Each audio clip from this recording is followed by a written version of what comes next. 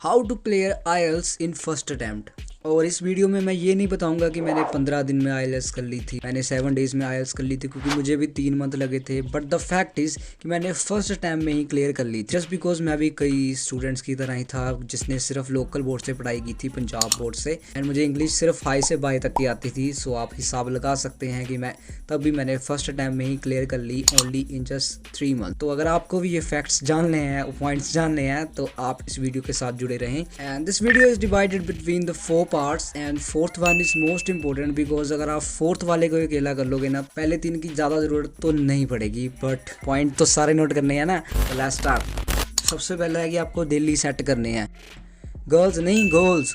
वैसे तो आप कर सकते हो डेली गोल सेट की मुझे आज की 2 रीडिंग्स या 2 लिसनिंग या 1 रीडिंग 1 लिसनिंग तो करनी है at any cost. But in my own experience मैं रीडिंग लिसनिंग करूँ या ना करूँ, मेरा क्लियर था कि मैंने रोज़ के 5 वर्ड्स लर्न करने ही करने हैं जो मुझे कल नहीं पता थे, एंड 1 कम्प्लेक्स सेंटेंसेस, और मैं उसको अच्छी तरह से याद कर लेता था। और अगले दिन अपने इंस्टीट्यूट में जाके बस जैसे ही राइटिंग टास्क आया, स्पीकिंग आई, बस मैं लगा देता था and my teacher impressed. Because consistent होना सबसे पहले किया है, फिर चाहे आईएलटीएस हो या लाइफ। तो डेली गोल सेट करें। तो second point is give more focus on the particular area where you lack. तो फॉर एग्जांपल आपको ट्रू फॉल्स जमराए लगते हैं या आपको एमसीक्यू में भूत दिखता है, तो आप भी मेरी तरह ही हैं, बट आपको उस पर ज़्यादा फोकस करना है। मैक्सिमम वही रीडिंग या लिसनिंग उठानी है जिसमें वो वाला सेक्शन है जहाँ पे आप लैग करते हो। I know it's going to be so much boring, because जिस चीज़ से आपको चिढ़ है, जो चीज़ आपको बहुत मुश्किल लगती है, उसे बार बार करना is a real struggle. But IELTS भी तो करनी है, कनाडा के बारे में तो सोचो ब्रो, इतना सेक्रीफाइस तो देना ही पड़ेगा मेरे दोस्त। Let's back to the third one. Third one is a psychological fact, but it matters a lot more than the previous 2 ones. The fact is कि आपको मोटिवेटेड रहना है। अब इससे क्या होगा, तो आपको मोटिवेटेड रहना है, बिकॉज ये बहुत ज़्यादा मैटर करता है। बिकॉज कई स्टूडेंट के मन में पहले डर होता है कि अगर यार आईएलटीएस बड़ी मुश्किल है, मेरे दोस्त की भी नहीं हुई थी, क्या होगा अगर मेरे एक मॉड्यूल में 5.5 आ, क्या होगा, इतना महंगा पेपर है और मैं कैसे अफोर्ड करूँगा। और आजकल खबरें भी उड़ रही हैं कि आईडीपी अनफेयर कर रहा है, बच्चों को एक आधे मॉड्यूल में फेल कर देता है, या राइटिंग में या रीडिंग में या स्पीकिंग में। इन खबरों के चक्कर में आप डीमोटिवेट हो जाते हो। सो द थिंग इज कि अगर आप प्रैक्टिस करोगे, आपको कोई भी फेल नहीं कर सकता, फिर तो आईडीपी हो या फिर भगवान। It's totally depend on you. The thing की मोटिवेशन बहुत ज़्यादा मैटर करती है, कि अगर आपके मन में सिर्फ नेगेटिव थॉट्स हो, फिर आपके जो थॉट्स होते हैं वो आपकी अफर्मेशन सबकॉन्शियस माइंड के पास जाती है और वो उसे सच बना देता है। ट्रस्ट मी, अगर आपको इस बात पर ट्रस्ट नहीं है तो आप ये बुक पढ़ सकते हैं, the power of subconscious mind by doctor Joseph Murphy. आपके सारे डाउट्स क्लियर हो जाएंगे, फिर आईएलटीएस तो कुछ भी नहीं, फिर आप एलोन मस्क भी बन जाना। अगला फैक्ट इज कि आप रीडिंग शुरू करें। आईएलटीएस रीडिंग नहीं, वो तो करनी ही है, बट आप बुक्स रीड करना शुरू करें।